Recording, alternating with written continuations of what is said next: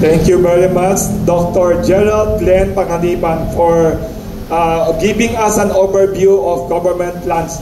By the way, our next speaker is Dr. Cecilio K. Pedro.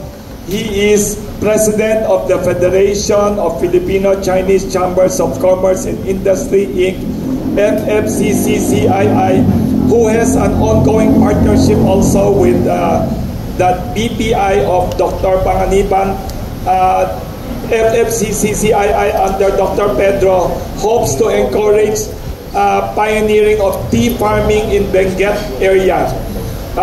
Dr. Cecilio Pedro is also founder, more well known as founder and CEO of Lamoyan Corporation, which produces, manufactures Happy toothpaste and mouthwash and other products, including Camtech.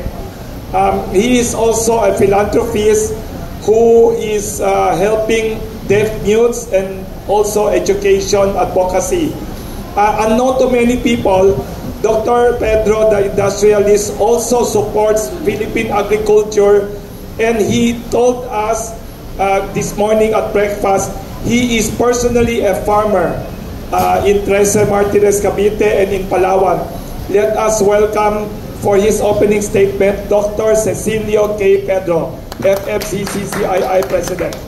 Thank you very much, Wilson, for the kind introduction. Magandang umaga po sa inyong lahat. Ako po'y nagagalag sumama rito sa pag-usapan ng agriculture.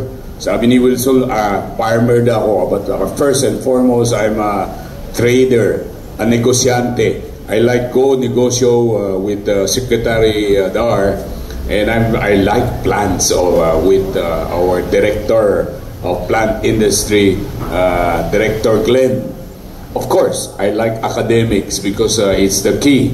You learn first from academics kay Joel, Dr. Joel. So whatever you learn, you implement. Kami mga negosyante, very practical, very practical.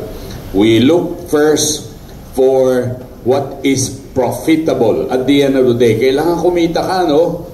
Yung mga farmers natin, nagtatanim, pag walang kita, kawawa sila, namamatay, tinatapon yung mga produkto nila. Pumunta kayo sa Benguet, pag low season, tinatapon nila yung mga vegetable dahil mas mahal. Idala nila sa Maynila dahil our logistical cost is so expensive. Okay? Pero ibang usapan yon. But my opening statement here is I'm happy to be with all of these gentlemen, together with all of you, with media, because kayo ang pag-asa ng bayan, media. Kayo ang magsasabi kung ano ang dapat namin gawin at ano ang dapat maging daanan ng mga private, public, 5 P daw private, public, academics, si Director Serafica. Marami pang sinabi dyan hindi ko nakuha lahat But anyway, it's a very tough job. Kailangan tumulong lahat. Okay? Unahin natin yung direksyon. Ano ang direksyon na gagawin natin? Food security. Yung kinakain natin dapat should be local, hindi imported. Pumunta ka sa Divisoria, halos lahat imported. Pati carrots, pati sibuyas, bawang. Bakit? They can produce at a lower price in China, in Vietnam, in Thailand than us. So we end up buying their products. Pag binabawal ng gobyerno, smuggling naman ang kalaban. Ang daming problema ng bayan. Pero, bilib ako sa Pilipino, magaling ang Pinoy. Kaya lang, we have to put our acts together. Kailangan sama-sama. Together with the government, together with the academics, and the private sector. Kami mga negosyante, mga people involved in business, we are willing to invest. Okay? We are willing to invest as long as we can see that it's going to be profitable in the future. Kailangan kumita, no? Pag nalugi ang negosyante, nobody will go into it. At the end of the day, it's about making a little profit so we can sustain the operation.